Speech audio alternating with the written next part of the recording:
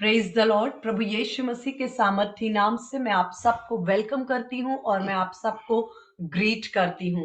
मैं परमेश्वर पिता का धन्यवाद करती हूं कि परमेश्वर ने हमें अब तक पूरा जनवरी के मंथ में और ये फरवरी का फर्स्ट संडे है जब परमेश्वर ने हमें ग्रेस दिया, अनुग्रह दिया कि हम फिर से एक बार ये जैसे मरियम ने उत्तम भाग चुना, यीशु मसीह के कदमों में बैठकर यीशु मसीह के वचन से जीवन की बातों को लेने का, वही भाग परमेश्वर ने हमें दिया है जो हमसे छीना नहीं जाएगा। और नेहमिया की पुस्तक से हम पिछले कुछ 2 हफ्तों से नेहमिया की पुस्तक के लेकर पवित्र आत्मा हमें बातें कर रहे थे और मैं इस बात से बहुत सरप्राइज थी कि जैसे न्यू ईयर में परमेश्वर ने हमें बार बार उसे रिपीट करती हूँ कि परमेश्वर ने हमें कहा है कि मेरे लोगों के अंदर बहुत सी भलाई की बातें हैं, लोगों में प्रार्थना है, वचन है, आत्मा है, उपवास है, लेकिन अब परमेश्वर उन सारी बातों को धार को तेज करने के लिए सिस्टम या एक व्यवस्था को परमेश्वर देना चाहते हैं। हमारे लाइफ में एक सिस्टम, एक ऑर्डर को लेकर आना चाहते हैं। जीवन के हर क्षेत्र में परमेश्वर अपने लोगों के जीवन से चाहते हैं कि हम एक लोग ऐसे हों जिनके लाइफ में एक सिस्टम, एक ऑर्डर हो। क्यों सिस्टम की जरूरत है? क्योंकि जहां सिस्टम नहीं होता है वहां पर कुल्हाड़ा तो होता है लेकिन उसकी धार जो है वो तेज नहीं होती और बहुत अधिक बल लगाना पड़ता है। जैसे अगर मैं बहुत सिंपल शब्दों में कहूं, कोई स्टूडेंट है और वो पढ़ाई करते हैं लेकिन वो उसके पास कोई सिस्टम नहीं है।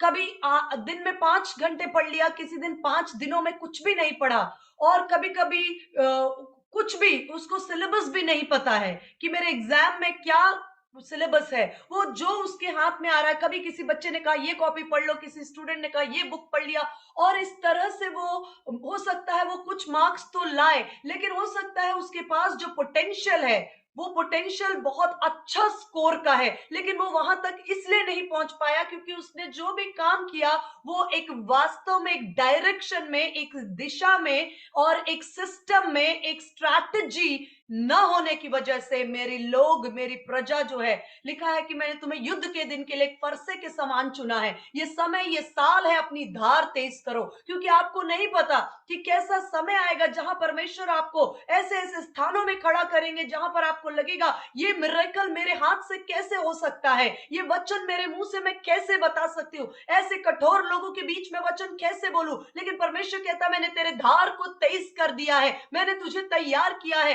अब तुमको सिर्फ मुंह खोलना है। जीवन की जल की नदियां तुम्हारे अंदर से निकलेंगी और वो सींचती जाएंगी। जहां तक जीवन की जल की नदियां होंगी वहां तक जीवन होगा, वहां तक चंगाई होगी। ये तुम नहीं लेकिन मेरा आत्मा करना चाहता है, मेरा आत्मा तुम्हारे अंदर से काम करेगा, सिर्फ तुम्हें तैयार होना है। कुल्हाड़ा यदि होता हो तो अधिक बल लगाना पड़ता है। इसलिए इस वर्ष में परमेश्वर ने हमें एक सिस्टम्स के अंदर आने के लिए प्रभु ने एक गाइडेंस को दिया और मैं कोशिश करती हूँ होली स्पिरिट हमारे जीवन में जो भी देते हैं उसको हम फेथफुली आपके साथ अनडाइल्यूटेड और बिना उसको किसी तरह के मिस किए आपके साथ शेयर करें। जैसे हमने बाइबल स्टडी प्लान के अंदर स्टार्ट किया है और मैं विश्वास करती हूँ कि आप लोग उसे फॉलो कर पा रहे हैं। कभी कभी कोई दिन मिस भी हो जाता है तो अगले दिन, एक दिन मेरे साथ ऐसा हुआ कि मेरे पास कोई दिन मिस हुआ तो मुझे एक दिन 10 अध्याय पढ़ने पड़े थे कि मैं वहां तक कवर कर सकूं। लेकिन प्रभु हर बात में ग्रेस देते हैं और जहां पर हमारे पास टारगेट होता है वहां पर हम उस काम को अचीव भी करने के लिए तैयार होते हैं। और देखते ही देखते हम इस नेहमिया की पुस्तक के एंडिंग पार्ट पे आए हैं। आज मैं इस वचन को कंक्लूड करूंगी और यदि आप अपने नोट्स को पलट कर देखेंगे तो आप देखेंगे कि आपने पहला सैमुएल आप पढ़ रहे हैं, मत्ती आप पढ़ रहे हैं, साथ के साथ नेहमिया की पुस्तक भी एक ओवरव्यू के टाइप में आपके पास वो भी बुक कवर हो चुकी है। ये वर्ष परमेश्वर अपने वचन की गहराई में, वचन से भरपूर करने के लिए, वचन में सिद्ध करने के लिए, वचन में जड़ पकड़ने के लिए अपने लोगों को ग्रेस दे रहे हैं। ये बुक हम 3 सिटिंग्स में लगभग, ये बुक भी आज कंप्लीट हो रही है। हालांकि वर्ड टू वर्ड और वर्स टू वर्स नहीं, लेकिन आपके सामने कंप्लीट ओवरव्यू है। अब जब आप इसे पढ़ेंगे तो आपको और गहरी बातें परमेश्वर का आत्मा इस बुक में से लेकर जाएंगे। मैं पिछले वीक तक हम बता रहे थे कि लोगों को नेहमिया ने उत्साहित किया, उनके पास एक उन्होंने एक नारा दिया कि अराइज एंड बिल्ड, उठो और कमर कसो, और जहां जहां तुम्हें दिखता है कि शहरपना जला दी गई, जहां की दीवारें तोड़ दी गई, जहां के फाटक जला दिए गए, हम उठकर उन्हें बनाएंगे, वापस खड़ा करेंगे यरूशलेम की शहरपना और फाटकों को। और इस तरह से लोग एक मन एक चित होकर के उन्होंने रात और दिन काम किया। सच में वचन में लिखा है डे एंड नाइट, शिफ्ट में काम किया उन लोगों ने।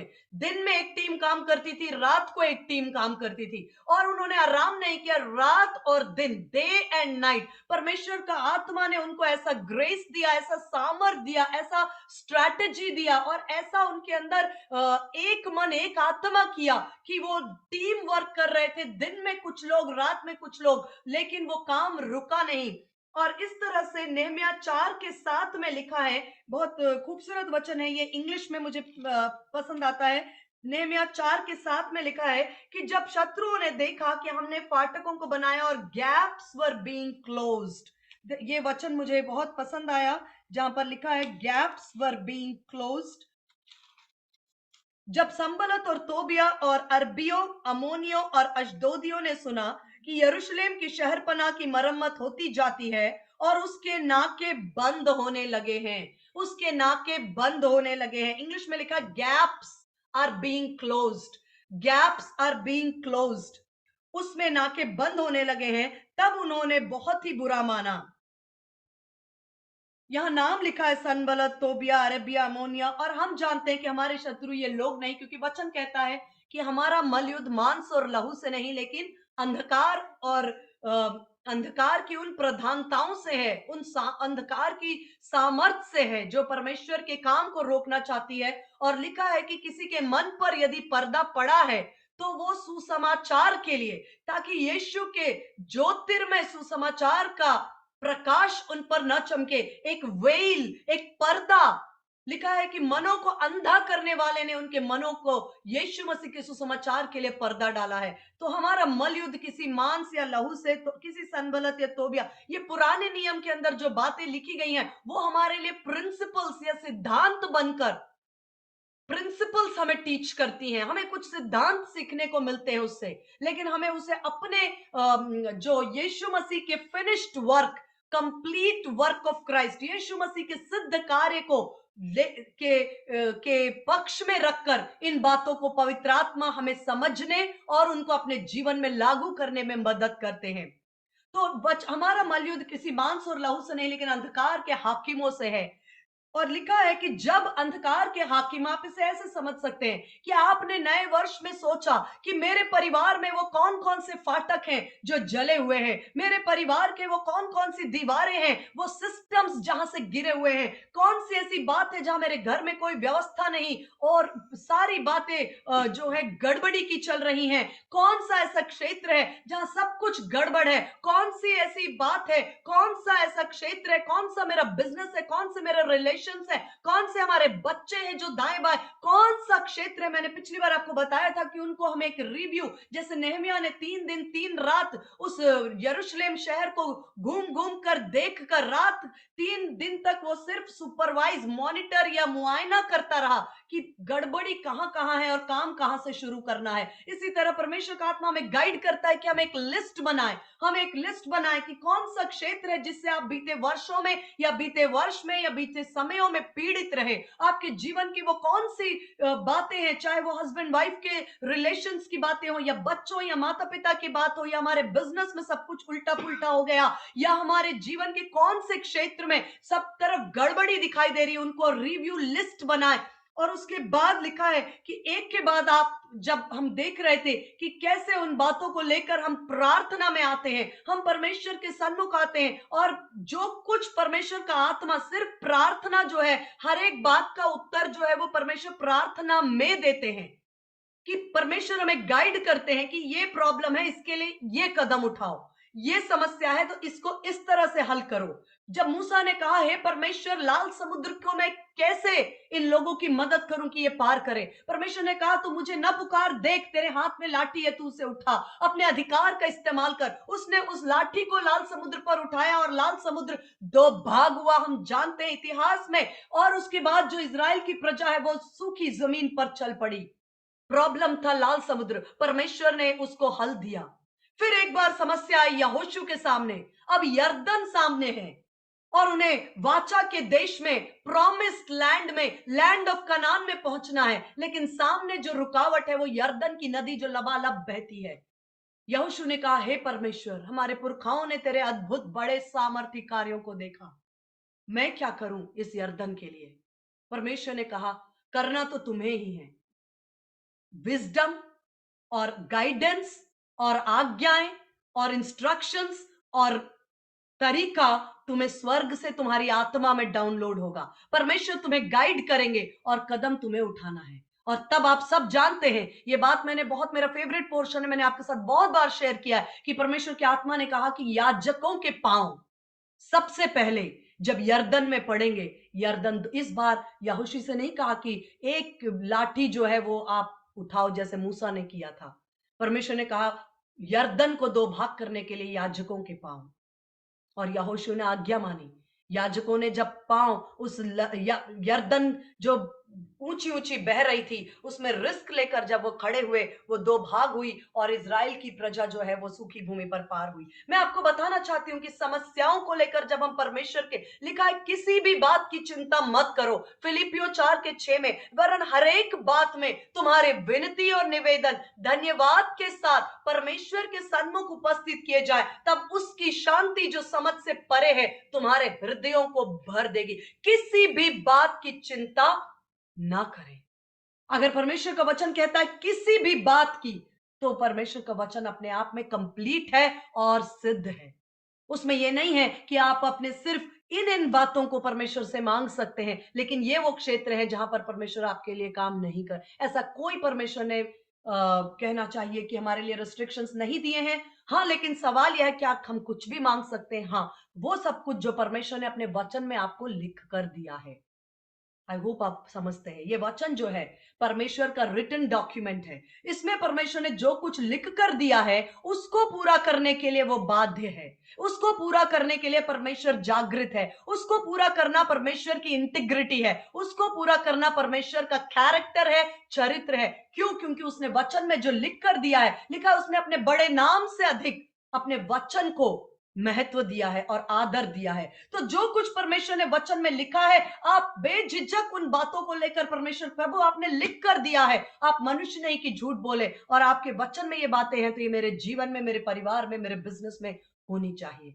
किसी भी बात की चिंता ना करें, लेकिन हर एक बात में तुम्हारे विनती और निवेदन धन्यवाद के साथ, कुड़कुड़ाहट के साथ नहीं, शिकायत के साथ नहीं, लेकिन धन्यवाद के साथ। क्योंकि जब भी हमारे पास कोई समस्या है, हमारे पास ये ट्रैक रिकॉर्ड भी तो है कि परमेश्वर ने, यदि आपके सामने आज यरदन है तो आपके पास एक गवाही भी तो है कि परमेश्वर ने आपके लिए लाल समुद्र दो भाग किए। यदि आपके सामने आज एक चैलेंज है, एक संघर्ष है, तो आपके पास गवाहियां भी तो है कि परमेश्वर ने बीते समयों में आपको कैसे गड्ढे से उठाया और चट्टान पर खड़ा किया है। दाऊद यही गवाही लेकर खड़ा हुआ।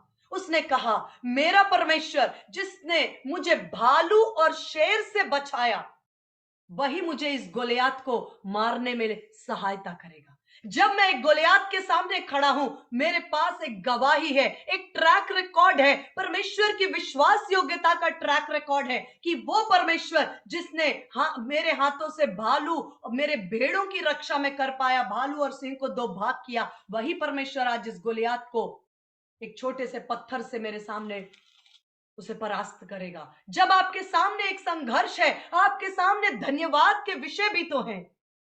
हाँ, ये संघर्ष है, लेकिन पीछे मुड़कर देखें, हे परमेश्वर, मेरे जीवन के लिए तूने पहले कैसे बड़े बड़े और अद्भुत काम किए। धन्यवाद का बलिदान चढ़ाने वाला परमेश्वर को प्रसन्न करता, और धन्यवाद के द्वारा आप अपने लिए असंख्य द्वारों को खोल देते हैं। यीशु के सामने 5,000 की भीड़ और सिर्फ 2 रोटी 5 मछली थी। उसने कहा, धन्यवाद पिता, और उसने 5,000 से अधिक लोगों को तृप्त किया और 12 टोकरे। थैंक्स गिविंग मिरेकल्स को ओपन करता है, और शत्रु हमें हमेशा गलत बातों को सिखाता है कि देखो तुम्हारे पास ये नहीं, देखो तुम्हारी समस्या कितनी बड़ी है, देखो तुम्हारे सामने कितनी बड़ी चुनौती है, देखो तुम्हारा पहाड़ कितना ऊंचा है, अब तुम कैसे उस पार जाओगे, अब तुम क्या करोगे, तुम्हारा परमेश्वर तुम्हारी प्रार्थना नहीं सुन रहा। वो हमें झूठ बोलता है, क्योंकि उसका काम है हमें निराश करना और गड़बड़ी के द्वारा हमारे जीवन में राज करना। जब वो कहे तो हम इस बात को कह सकते हैं कि ना तो बल से ना शक्ति से, पर परमेश्वर की आत्मा के द्वारा ये पहाड़ टल जाएगा, ये पहाड़ सूक्ष्म धूलि में बदल जाएगा। क्योंकि परमेश्वर कहता है मैंने तुझे एक ऐसा चोखा यंत्र बनाया है जिससे कि तू सबको सूक्ष्म धूलि करके बदल देगा। परमेश्वर जब शत्रु आपके सामने आपके संघर्ष को मैग्नीफाई करके खड़ा करता है कि देखो कितनी बड़ी चुनौती है, अब तुम क्या करोगे? आप कह सकते हैं, आप कह सकते हैं कि मेरा परमेश्वर जिसने मुझे जय दिया, जिसने मुझे 1 लाख रुपए के कर्जे से बाहर निकाला, मेरे परमेश्वर जिसने मुझे उस बीमारी से उठाकर खड़ा किया, वही परमेश्वर आज इस पहाड़ को मेरे द्वारा गिराएगा। क्योंकि न तो बल से न शक्ति से, परमेश्वर की आत्मा के द्वारा ये पहाड़ भी टल जाएगा। क्योंकि यीशु मसीह में हम जयवंत से बढ़कर हैं। यदि परमेश्वर मेरी ओर है, यदि परमेश्वर आपकी ओर है, तो आपका विरोधी कौन हो सकता है? धन्यवाद के साथ अपने जीवन के संघर्षों में हम जयवंत होते हैं।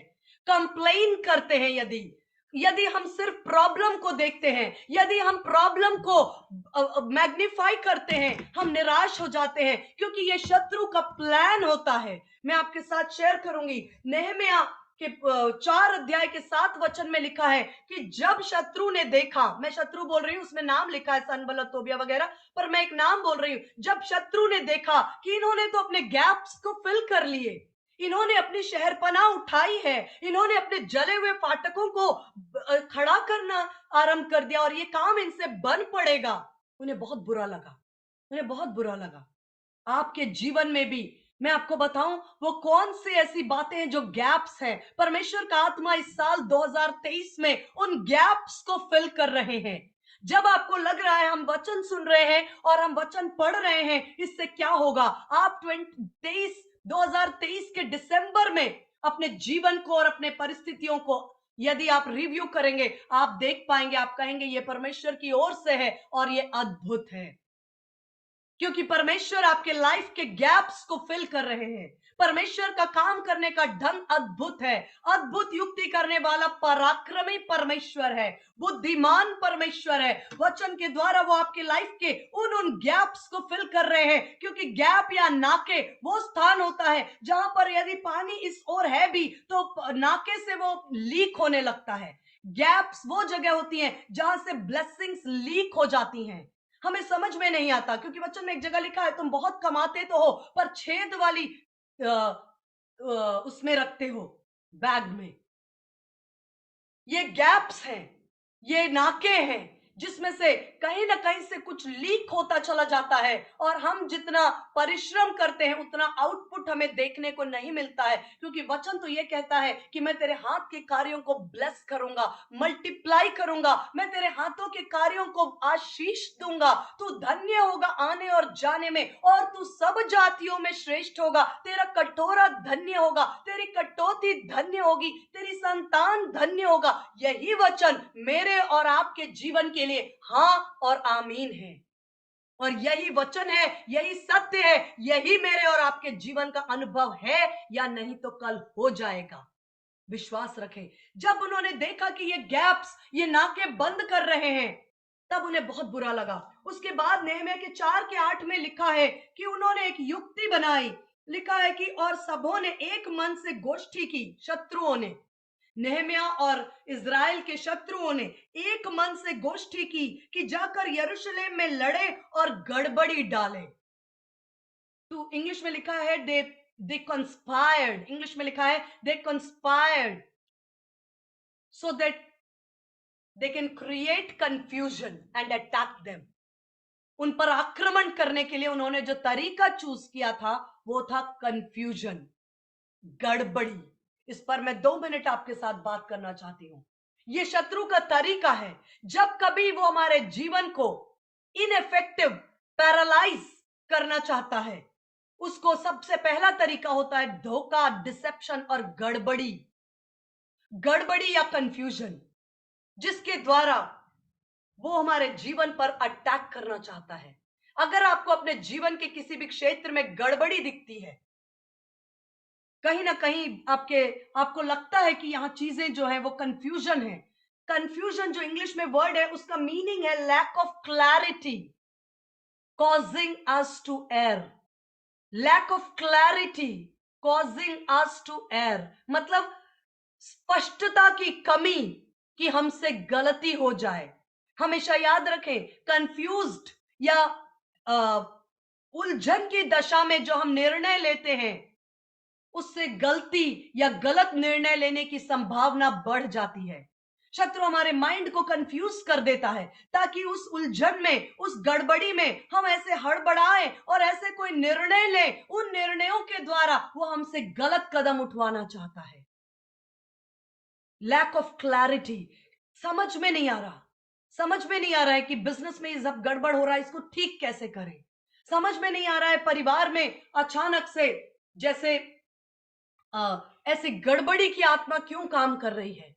अचानक से किसी को कुछ बातों में समझ में नहीं आ रहा है, कोई बातें जो नहीं होनी चाहिए वो हो रही हैं, जो होना चाहिए वो नहीं हो रही हैं।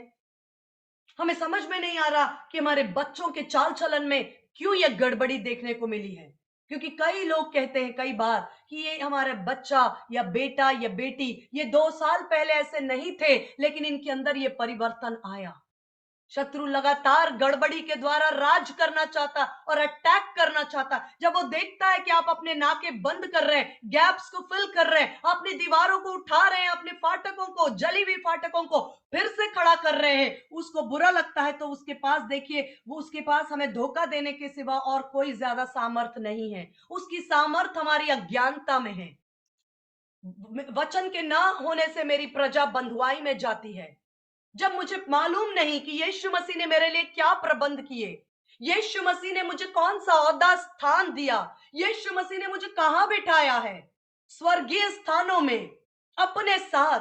अगर मैं इन बातों को नहीं जानती, अगर इन बातों का प्रकाश मेरे पास नहीं है, तब शत्रु को अवसर होता है कि वही गैप, उन्हीं नाकों के द्वारा वो मेरे जीवन में और मेरे परिवार में, मेरे मन में, मेरे विचारों में गड़बड़ी, कंफ्यूजन। क्योंकि परमेश्वर गड़बड़ी का परमेश्वर नहीं है। पहला कुरिन्थी 14 का 33, फर्स्ट कुरिन्थियंस 14:33, पहला कुरिन्थियों 14 का 33 में लिखा है, God is not the author of confusion but of peace. God is not the author of confusion but of peace. परमेश्वर गड़बड़ी का परमेश्वर नहीं, वरन शांति का परमेश्वर है। जहां कहीं आपको गड़बड़ी दिखती है, जहां कहीं आपको लगता है कि मेरे अंदर ये एक बहुत बड़ा चेक पॉइंट भी है, कई बार आप कोई निर्णय लेने वाले हैं और आपको समझ में नहीं आ रहा है कि मैं ए चुनूं या बी, मैं इस कदम उठाऊं या कदम ना उठाऊं। तो एक सबसे इंपॉर्टेंट महत्वपूर्ण चेक पॉइंट है जॉय एंड पीस, परमेश्वर का आनंद और परमेश्वर की शांति जो हमारी आत्मा में होती है। कभी कभी ऐसा लगता है कि हम कोई निर्णय लेने वाले हैं, लेकिन अचानक हमें लगता है कि हमें अंदर से हमारी शांति जो है उसमें हमें एक डिस्टरबेंस, जैसे पानी की स्थिरता में एक कोई स्टोन डालने से रिपल्स, जैसे कि स्थिर पानी में अगर आप एक पत्थर डालते हैं तो उसके अंदर लहरें और भंवरें उठती हैं, उस गड़बड़ी को आप अपनी आत्मा में सेंस कर पाते हैं। कभी कभी आपको ऐसा महसूस होता है कि आप अचानक आनंद को मिस कर रहे हैं, परमेश्वर का आनंद। खुशी की बात मैं नहीं कर रही हूँ, खुशी वो जब आपके जीवन में कोई ब्लेसिंग्स आती हैं आप खुश होते हैं, लेकिन परमेश्वर का आनंद हमारा दृढ़ गढ़ है। ये नेहमा की पुस्तक में ही लिखा हुआ है 10 अध्याय में कि परमेश्वर का आनंद मेरा दृढ़ गढ़ है। तो कहीं हमारे अंदर से जब आनंद को हम मिस होता हुआ देखते हैं, कहीं पीस या शांति को मिस होना होता हुआ देखते हैं, तो जान जाइए कि उस निर्णय, उस परिस्थिति में वहां परमेश्वर का गाइडेंस अभी नहीं है। हमें रुकने की जरूरत है, हमें रुकने की जरूरत है। क्योंकि वचन में लिखा है, जहां परमेश्वर की आत्मा है वहां स्वतंत्रता है, जहां परमेश्वर की आत्मा है वहां स्वतंत्रता है। Where the spirit of the lord is there is liberty.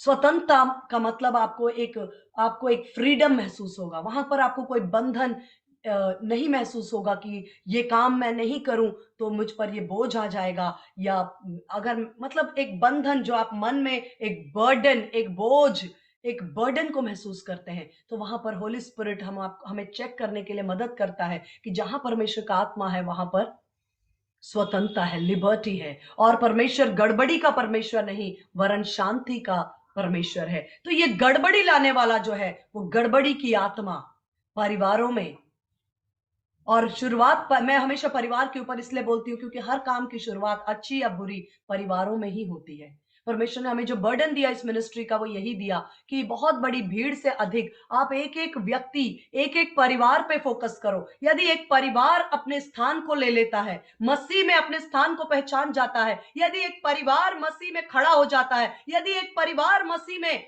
वचन में, परमेश्वर की सिद्धता में, परमेश्वर के प्लान में अगर स्टैंड हो जाता है, वो परिवार बहुतों के लिए ब्लेसिंग का कारण बन सकता है। एक यूनिट, परिवार बहुत पावरफुल यूनिट होता है। और इसलिए एनिमी भी अपने काम को करने के लिए जो क्षेत्र चुनता है, वो परिवार ही होता है, जहां पर वो अपनी गड़बड़ी को, जहां पर आपको रिलेशंस में आपको समझ में नहीं आता ये गड़बड़ी क्यों हो रही है, जहां पर बिजनेस में, जॉब में, करियर में अचानक से होने वाली गड़बड़ी, फ्यूचर के बारे में आप प्लान नहीं कर पा रहे हैं, आपको कंफ्यूजन है, लैक ऑफ क्लैरिटी है, नहीं समझ आ रहा कि मैं ए करूं या बी करूं या सी करूं या डी करूं, मुझे नहीं समझ में आ रहा। ए का निर्णय लेती हूं तो घबराहट लगती है, बी के बारे में सोचती हूं तो मुझे लगता है कि कहीं गलत ना हो जाए। इस समय मेरे भाई और बहन, अगर आप इस स्थिति में है तो आपको रुकना है। You just wait for a while. क्यों? आप रुकने से देर नहीं हो जाएंगे, क्योंकि वचन में लिखा है, in his time he makes all things beautiful. अपने समय में परमेश्वर, सबोपदेशक की पुस्तक में लिखा है कि अपने समय में परमेश्वर हर बात को खूबसूरत बनाता है। In his time he makes all things beautiful.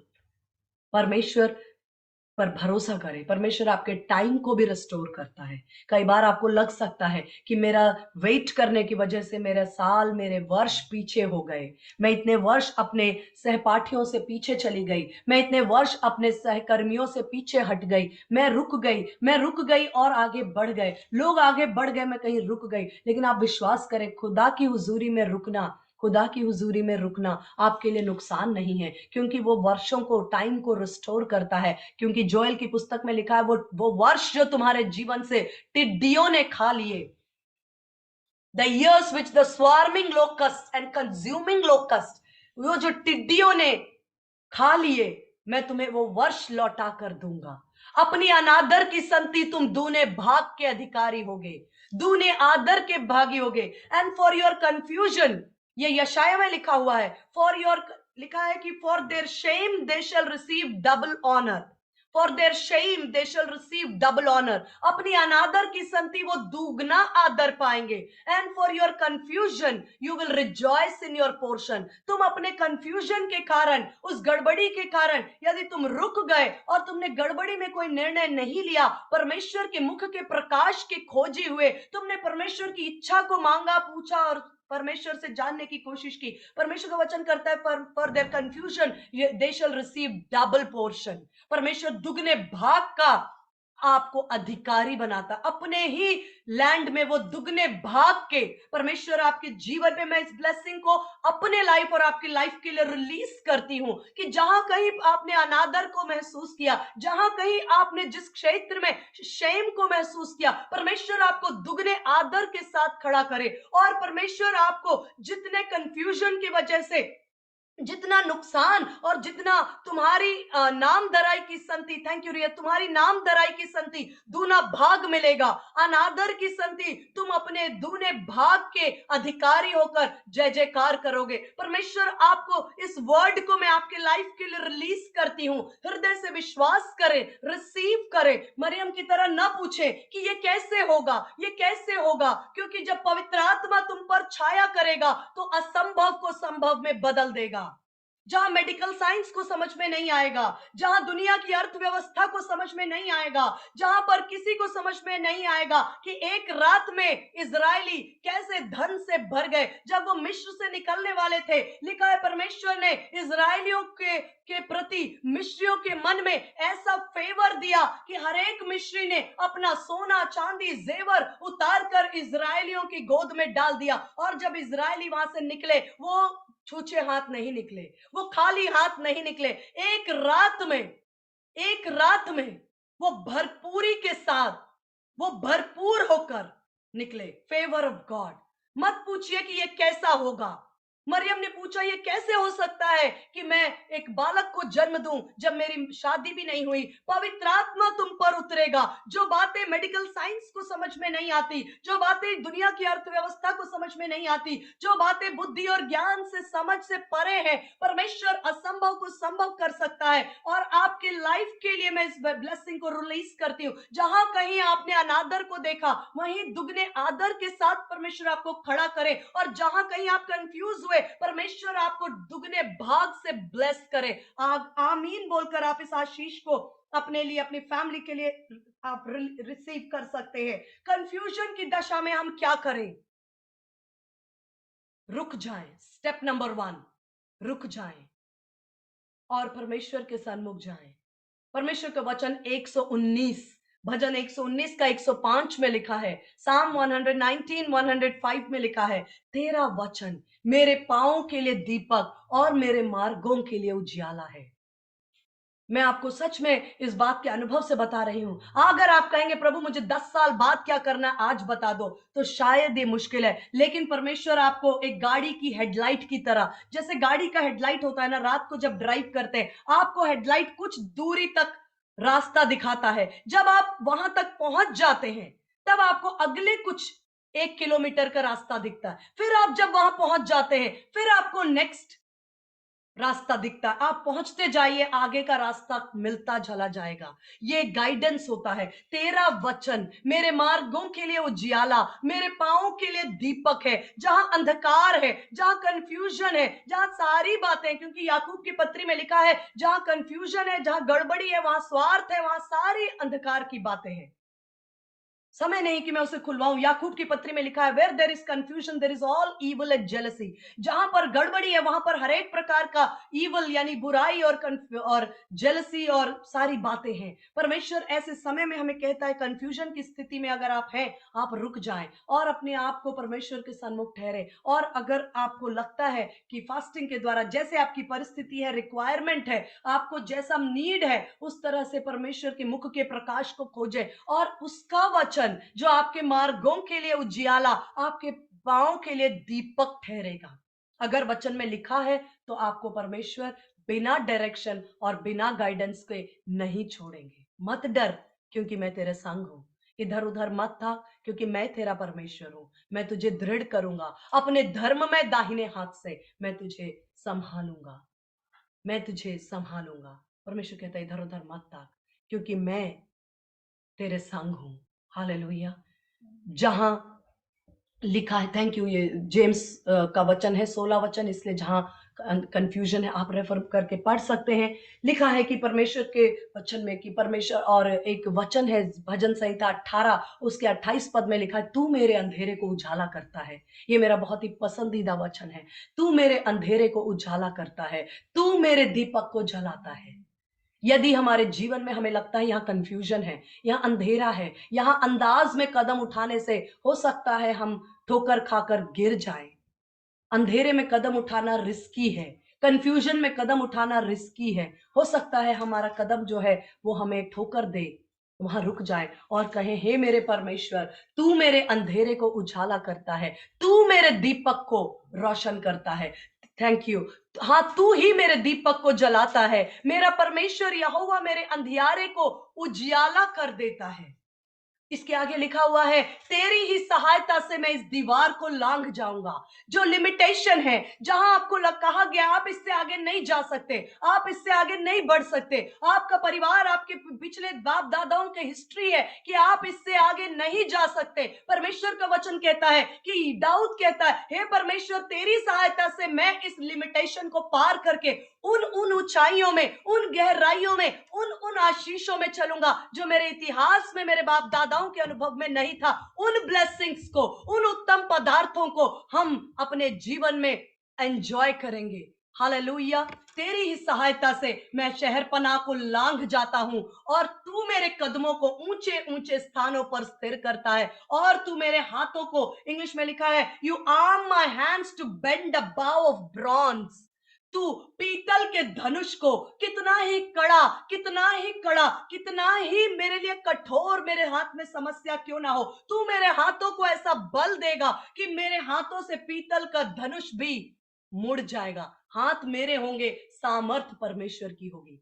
यहां यदि कोई आके सोच रहा है कि परमेश्वर आके आपके लिए धनुष को मोड़ेगा, मैं जस्ट एक लाइट नोट पे आपसे बात कर रही हूँ। परमेश्वर कहता है, दाऊद कहता है, तू मेरे हाथों को बल देगा। यू विल ये आर्म मीटिंग चल माई रही है तो। Hands to bend a bow of bronze. तू मेरे हाथों को बल देगा कि मेरे हाथ से पीतल का कठोर और बिल्कुल कठिन परिस्थिति तू मेरे हाथों के द्वारा मोड़ देगा और तू मुझे जयवंत करेगा। ये तू है जो मेरे दीपक को उजाला करता है। परमेश्वर हमें अनुग्रह करे। अंधकार और शत्रु ने जब किसी परिवार में गड़बड़ी की आत्मा काम करती, हम उस जगह पर लाइट को बोलते हैं, परमेश्वर की आत्मा और परमेश्वर के वचन की ज्योति को रिलीज करते हैं। किसी के मन में, किसी के जीवन में, किसी के व्यक्तिगत लाइफ में, किसी के बिजनेस में, किसी के करियर में, किसी के कोई भी क्षेत्र में यदि अंधकार है, हम वहां पर लाइट को रिलीज करते हैं। परमेश्वर के वचन की ज्योति, जो परमेश्वर के वचन की ज्योति है, जिसमें परमेश्वर क्रिएट करते हैं और सृष्टि करने की सामर्थ्य है, ज्योति को आपके लिए हम रिलीज करते हैं।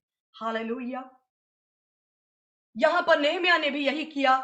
नेहमिया 4:9 में लिखा है कि जब उन्होंने हम पर गड़बड़ी की आत्मा को भेजकर अटैक किया, हमने प्रार्थना के द्वारा उस पर जय पाया और हम विजिलेंट हो गए। विजिलेंट का मतलब चौकन्ने हो गए। रात और दिन हम चौकन्ने हो गए। हमने आलस्य को त्याग दिया, हमने लापरवाही को त्याग दिया, हमने इजी गोइंग रहने को त्याग दिया, हमने आराम खोजना बंद कर दिया, हमने अपनी आंखों को रेस्ट देना बंद कर दिया। हमने इस बड़ी जब हम एक बड़े प्रोजेक्ट में लगे हैं, हम एक बड़े प्रोजेक्ट को बिल्ड कर रहे हैं, वहां पर परमेश्वर का आत्मा कहता है वहां तुम्हें विजिलेंट होना है, वहां तुम्हें सचेत होना है, वहां तुम्हें एक आराम को साइड में रखना है, वहां तुम्हें एक्स्ट्रा माइल जाने के लिए तैयार होना है।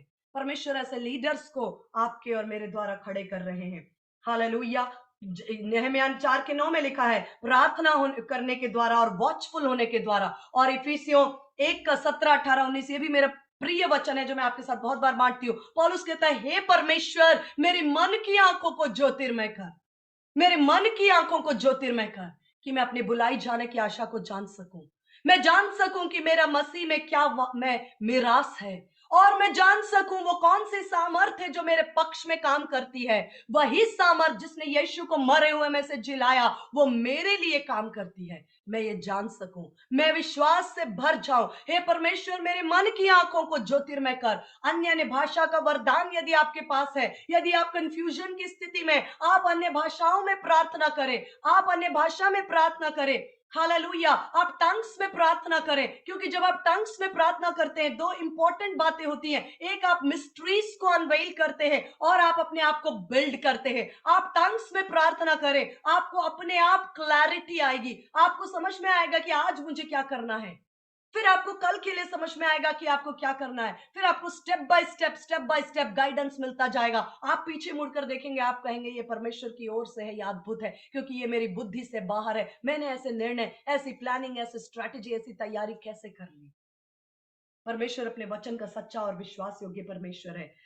नेहमिया 4:17 में लिखा है, मैं कंक्लूड कर रही हूं इस चैप्टर को बहुत जल्दी। नेहमिया 4:17 में लिखा है कि लोगों ने काम करना बंद नहीं किया। एक हाथ से काम कर रहे थे और एक हाथ से तलवार पकड़े थे।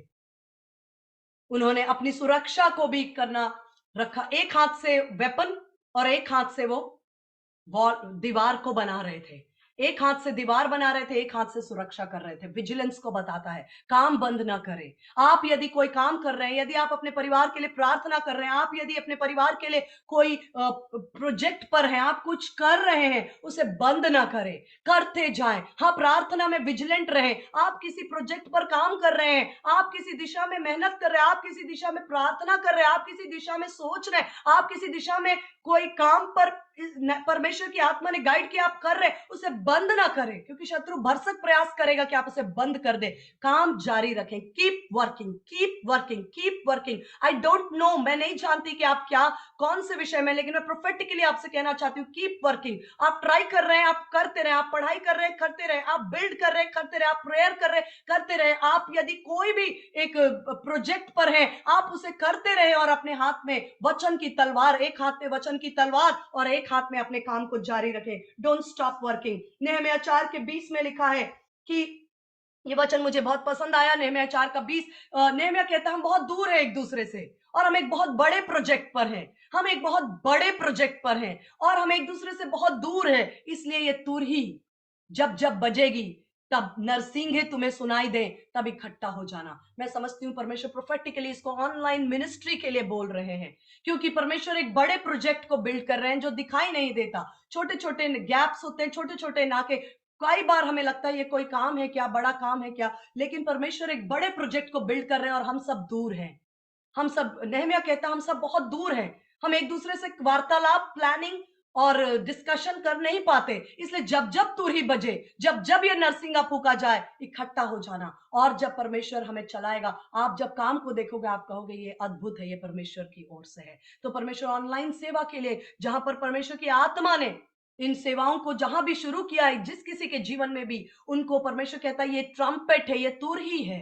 क्योंकि हम इतने दूर हैं, काम बड़ा है, प्रोजेक्ट बड़ा है, बड़े काम को परमेश्वर करना चाहते हैं और हम सब दूर हैं। हम रोज मिल नहीं सकते, हम एक दूसरे के साथ डिस्कस नहीं कर सकते। जब जब तुरही, जब जब मीटिंग हम करें, उस समय इकट्ठा होना, अगली स्ट्रैटेजी, अगला प्लान, अगला वचन, आगे की बातें धीरे धीरे परमेश्वर आपको अनफोल्ड करते जाएंगे। और जब नहम्याह 6:15 लिखा है, 6:15 में लिखा है वो दीवार कंप्लीट हुई, वो दीवार बनकर कंप्लीट हुई, वो दीवार बनकर कंप्लीट हुई। 52 डेज, 52 डेज में वो दीवार बनकर कंप्लीट हुई। फिलिपियों 1:6 कहता है जिस परमेश्वर ने तुम्हारे अंदर एक भला काम आरंभ किया है, वही उसे अंत के दिन तक पूरा करेगा।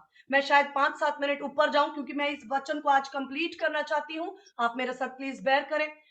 फिलिपियों 1:6 में लिखा है कि जिस परमेश्वर ने तुम्हारे साथ, तुम्हारे अंदर, तुम्हारे बिजनेस में, तुम्हारे परिवार में, तुम्हारे प्रार्थना के जीवन में, थैंक यू, और मुझे इस बात का भरोसा है कि जिसने तुम में अच्छा काम आरंभ किया है, वही यीशु मसीह के दिन तक उसे पूरा करेगा। काम आरंभ करने वाला कौन? मेरा परमेश्वर। काम पूरा करने वाला कौन? वो भी मेरा परमेश्वर। वो अधूरा नहीं करेगा। जिस परमेश्वर पर भरोसा रखें कि परमेश्वर ने जो आपकी प्रेयर लाइफ को परमेश्वर ने बिल्ड किया है, वो ही, कभी कभी आप प्रेयर लाइफ नहीं कर पाते, किसी दिन आप नहीं कर पाते, कभी आप चूक जाते हैं, कभी आप मिस करते हैं। याद रखिए ये मेरी कोशिश, ये मेरी नहीं, ये उस परमेश्वर का काम है। और जिसने वो आग आपके अंदर लगाई है कि नहीं, मुझे प्रार्थना करना है, मुझे निरंतर करना है, मुझे रोज करना है, मुझे इस टाइम पर करना है, वो ही उस काम को करते करते यीशु के दिन तक वो उस काम को पूरा भी करेंगे। ये काम परमेश्वर का है। हालेलुया। यदि आपकी बाइबल रीडिंग को परमेश्वर ने स्टार्ट किया इस न्यू ईयर में, कभी कभी आप मिस करते हैं, निराश ना हो, ये काम उसका है। वो आपको हिम्मत देंगे, आपको अनुग्रह देंगे, आपको बिल्ड करेंगे और वो हर एक दबाव से, ऑपरेशन से ऊपर उठाकर उस काम को आपके अंदर जरूर पूरा करेंगे। यदि आपने कोई बिजनेस स्टार्ट किया, यदि आपने कोई प्रोजेक्ट स्टार्ट किया, आपने कोई भी, आपने आत्मिक जीवन को, अपनी शहरपनाह को, अपने परिवार के लिए प्रार्थना उपवास के द्वारा एक गड़बड़ी को खत्म करके एक परमेश्वर के सिस्टम को लाने के लिए, परमेश्वर इस वर्ष में अपने परिवार में हर एक गड़बड़ी को नष्ट करती हूँ और एक सिस्टम को अपने बिजनेस में, अपने परिवार में, अपने रिलेशंस में, अपने बच्चों में, अपने एजुकेशन में, अपने करियर में देखती हूँ। आपने एक शुरू तो किया, शत्रु बार बार निराश करेगा, कुछ नहीं हो पाएगा तुझसे, एक महीना खत्म हो गया, अभी तक कुछ नहीं हुआ। आप निराश ना हो। जिस परमेश्वर ने आपके अंदर ये भला काम आरंभ किया, वही मसीह के दिन तक पूरा करेगा, क्योंकि परमेश्वर ने इस काम को आरंभ किया। नहम्याह ने 6:15 में लिखा, 52 डेज में उन्होंने खत्म किया। जब खत्म किया तब भी शत्रु बहुत निराश हुए और नहम्याह को धमकी भरी चिट्ठियां लिखते रहे, डराने वाली चिट्ठियां लिखते रहे, उसे नुकसान पहुंचाने, उसके प्राणों को घात करने की कोशिश की। हो सकता है इस प्रोसेस में इस तरह के अनुभव, कई बार डर के भरी पैगाम, डर से भरे मैसेजेस, या आपको डराने वाले, या आपको घबराने वाले, या आपको निराश करने वाले ऐसे पैगाम, ऐसे मैसेजेस, ऐसे व्हाट्सएप, ऐसे ईमेल्स, ऐसी बातें, ऐसे आपको सुनने देखने को मिले कि आज आपका जॉब टर्मिनेट हुआ, आज आपको बिजनेस में बहुत लॉस हुआ, आज आपको निराश करने के लिए ऐसे रिपोर्ट्स आ गई, आपके बच्चे फेल हुए, ऐसे कई संदेश आपके सामने आपको डराने के लिए शत्रु भेजने की कोशिश करेगा, आपको नुकसान पहुंचाने की युक्तियां करेगा। लेकिन आप याद रखें, जिस भले काम को मेरे परमेश्वर ने आरंभ किया है, वो उसे सफलतापूर्वक पूरा करेगा। उसने सृष्टि की रचना शुरू की और 7वें दिन विश्राम भी किया, क्योंकि परमेश्वर अपने काम को पूरा करता और विश्राम करता। परमेश्वर आपको विश्राम में लेकर जाएंगे, आप अपने काम को पूरा करने पाएंगे। आपका काम अधूरा और हाफ डन होके नहीं छूटेगा। परमेश्वर आपको अपने प्रोजेक्ट के एंड टाइम तक लेकर जाएंगे।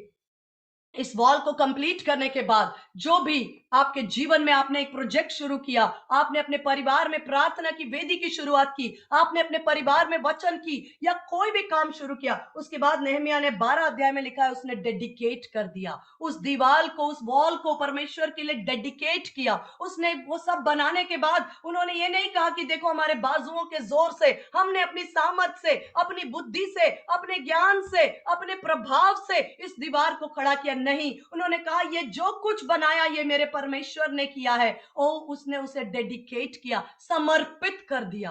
आज अपने बच्चों को परमेश्वर की वेदी पर रख दीजिए, अपने बिजनेस को, अपने करियर को, अपने परिवार, अपने शरीर, अपने जीवन को, अपने पढ़ाई को, अपने चैलेंजेस को, अपने संघर्षों को परमेश्वर की वेदी पर रख दीजिए। परमेश्वर का वचन कहता है इस बात को करने के बाद नहम्याह ने 8वां जो अध्याय है वो पूरी तरह से उन्होंने व्यवस्था को पढ़ता। लिखा है कि उन्होंने एजरा को कहा, एजरा जो स्क्राइब था उससे कहा कि मूसा की बातें हमें पढ़कर सुना। आप अगर 8वां अध्याय आप सिर्फ नोट करिए, जैसे मैंने कहा हमने बुक ऑफ नेहम्याह कंप्लीट किया है। 8वां अध्याय में लिखा है कि क्या बच्चे, क्या स्त्री, क्या जवान जितने समझ रखते थे, सुबह से लेकर, भोर से लेकर दोपहर तक एजरा वचन को पढ़ता जा रहा था और लिखा है कि लोग ध्यान से वचन सुनते थे।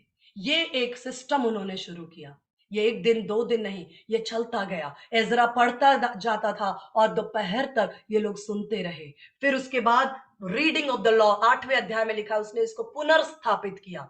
वचन जो कहीं खो गया था, वचन का पढ़ना, सुनना, मनन करना जो खत्म हो गया था, उसको रीएस्टैब्लिश किया, ऑर्डर में लेकर आया कि ये बनाने के बाद मैंने डेडिकेट किया। अब यहाँ वचन की मुनादी, वचन का पढ़ना, वचन का सुनना। लिखा है ये सिर्फ सुनना नहीं, लोगों ने ध्यान से सुना और समझने के कारण आनंदित हुए। यहीं पर नहम्याह ने उस वचन को कहा कि आज तुम जाओ, आनंद मनाओ, क्योंकि परमेश्वर का आनंद तुम्हारा बल है। The joy of the Lord is your strength। क्योंकि उन्होंने आनंद का विषय ये था कि उन्होंने वचन को समझ लिया। जो वचन उनके सामने रीड आउट हो रहा था, उस वचन को समझने के कारण वो आनंद करने लगे। 9वें अध्याय में उन्होंने अपनी गलतियों को परमेश्वर के सामने माना। जो कुछ उनसे कमी घटी, ये हम कर सकते हैं। कहीं हमारे जीवन में अगर कोई पश्चाताप है, कहीं हमको लगता है कि ये सही नहीं रहा, कहीं लगता है कि ये मेरा स्टेप ठीक नहीं था, ये मेरी बात सही नहीं रही, यहां मुझे परमेश्वर से क्षमा मांगनी है। रिपेंट, कभी भी पश्चाताप करने में देर न करें। जैसे ही मन में पश्चाताप की आत्मा आए, तुरंत परमेश्वर के सामने, दाऊद की खूबी थी वो, और तुरंत पश्चाताप करता था। तुरंत जैसे ही गलती का पता चले पर पश्चाताप। 9 अध्याय में उन्होंने पश्चाताप किया, 10 अध्याय में उन्होंने एक वाचा को बांधा। आज हमें वाचा बांधने की जरूरत नहीं है, हम ऑलरेडी नई वाचा के भागी हैं। यीशु मसीह ने एक नई वाचा को हमारे लिए बनाया। उसने कहा ये दाखरस लो, ये रोटी लो, ये मसीह में नई वाचा है। आज यीशु मुझ में और मैं उसमें बसती हूं। हम नई वाचा की संतान हैं। हम मसीह यीशु में उद्धार के लिए, अनंत जीवन के लिए सील और स्टैंप किए गए हैं। हमें पुराने नियम में लिखा है उन्होंने एक नई वाचा बनाई, लेकिन हमें वाचा सील करने की जरूरत नहीं है। हमें उस वाचा को एक्नॉलेज करने की जरूरत है, उस कोवेनेंट को, कि यीशु मसीह, हाँ मैं असाधारण व्यक्ति नहीं हूं, मैं परमेश्वर के बेटा और बेटी हूं, मैं वाचा की संतान हूं, अब्राहम की वाचा की संतान हूं, यीशु की वाचा की संतान हूं। उस वाचा की सारी आशीषें मेरे और मेरे परिवार में हाँ है और आमीन है। उस वाचा को उन्होंने एक्नॉलेज किया 10 अध्याय में।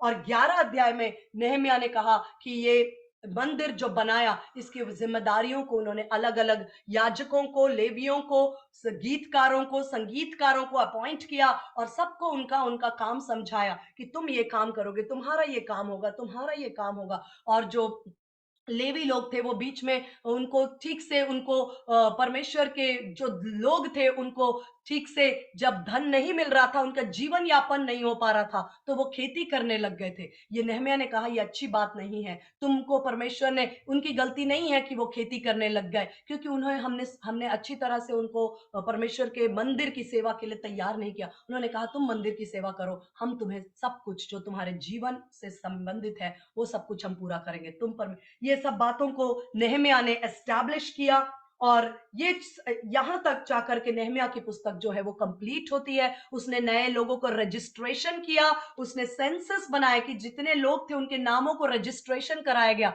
उनकी जाति और कुल और गोत्र के अनुसार, मतलब उनका रजिस्ट्रेशन का एक पूरा रजिस्टर तैयार किया। मंदिर को बनाया, मंदिर के अंदर सारी कौन किस काम को करेगा, कौन आराधना करेगा, कौन लेवी और कैसे वाचा की सेवा होगी, ये सारे रिस्पॉन्सिबिलिटी जिम्मेदारियों को दिया। और उन्होंने नेहम्याह ने उन लोगों को पवित्रता में तैयार किया कि जितने अपवित्रता की बातें हैं उन सब से मन फिराओ, छोड़ दो। हमारे लिए सारी बातें ऐसे नहीं है। हम क्योंकि नई वाचा के लोग हैं, हम वचन को पढ़ना जो 8वें अध्याय में लिखा है अपने जीवन का भाग बनाते हैं। अगर हमें कभी लगता है हमसे गलती हुई, हम जल्दी से परमेश्वर से क्षमा मांगते हैं और हम उस वाचा के लिए धन्यवाद देते हैं कि हमारे लिए यीशु मसीह ने नई वाचा बना दी है। हम उस वाचा के अधिकारी हैं, भागी हैं और हम उस वाचा पर खड़े हैं। हम कोई नई वाचा नहीं बना रहे, ऑलरेडी यीशु मसीह में जो न्यू कॉवेनेंट है उसको हम एंजॉय कर रहे हैं, उसको हम प्रोक्लेम कर रहे हैं। और जो भी परमेश्वर ने आपको कहा है कि जो कुछ तुम तैयार करो उसके लिए जिम्मेदारियों को सौंप दो, गड़बड़ी ना होने पाए, जिम्मेदारियों को सौंप दो। हालेलुया। परमेश्वर ने कहा तुम उनके लिए जिम्मेदारियों को सौंप दो कि वो काम जो है वो सुचारू रूप से चलता रहे। ये नेहम्याह की पुस्तक मैंने कंप्लीट की। आप अब इसको जब कभी आपको वक्त मिले आप पढ़ेंगे, परमेश्वर आपको और डीप और गहरी बातों से प्रकाशित करेंगे और ब्लेस करेंगे। लेकिन ये कंप्लीट चैप्टर जो था वो बुक जो था वो बिल्डिंग स्ट्रेटजी, परमेश्वर एक दिशा निर्देश की ओर हमें, परमेश्वर इस बुक के अनुसार हमारे जीवनों में जहां कहीं भी गैप्स हैं और नाके हैं उनको बिल्ड करने के लिए और सारी बातों को व्यवस्थित करने के लिए बुद्धि दे, ज्ञान और प्रकाश की आत्मा से भरे और परमेश्वर हमारी सहायता करे। मुझे खुशी है कि हम एक बुक को कंप्लीट कर पाए। जब कभी आप इसे पढ़ेंगे आप इससे जरूर ब्लेस होंगे। मैं मेरे हस्बैंड से रिक्वेस्ट करती हूँ आप सब जहां कहीं भी हैं वहीं पर अपनी आंखों को बंद करें, परमेश्वर को धन्यवाद दीजिए, कुछ समय लीजिए, क्या 2 मिनट, ज्यादा नहीं तो भी, जहां पर आप परमेश्वर को धन्यवाद दे सकते हैं कि परमेश्वर इस वचन के द्वारा और आपके जीवन में परमेश्वर उन गैप्स को फिल कर रहे हैं, उन जली हुई फाटकों को खड़ा कर रहे हैं। ये उसका काम है और परमेश्वर जरूर पूरा करेंगे। आप धन्यवाद दे सकते हैं। प्रभु धन्यवाद करते यीशु मसीह के नाम से हम तेरे चरणों में आते हैं। प्रभु परमेश्वर हम धन्यवाद देते हैं प्रेम पिता परमेश्वर, हालेलुया, इस सुंदर वचन के लिए जो हमारे पास पहुंचा है। प्रेम पिता सुनने वालों पर तेरी आशीष हो प्रभु, और हम समझ के साथ बुद्धि के साथ प्रभु तेरे भवन को, जो तेरा भवन हमारे अंदर है प्रभु, जो पवित्र आत्मा का मंदिर है खुदावन, उसको हम बना सकें प्रभु परमेश्वर।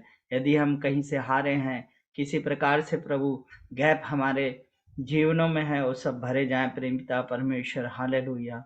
और हम दिन और रात तुझे पुकारें प्रेम पिता परमेश्वर, हालेलुया। हम प्रार्थना में लगकर प्रेम पिता परमेश्वर और तेरे वचनों से शक्ति पाकर प्रभु अपने जीवन को, अपने बाल बच्चे और परिवारों को प्रभु हम बनाने और उठाने पाए खुदावन। हम उस गैप में खड़े होने वाले हो सके प्रेम पिता परमेश्वर, लोगों को उत्साहित कर सके प्रभु परमेश्वर, हालेलुया। हम धन्यवाद करते हैं प्रभु तेरे वचन के लिए प्रभु परमेश्वर, जिसमें बहुत कुछ सीखने के लिए तूने हमारे लिए रखा है प्रभु।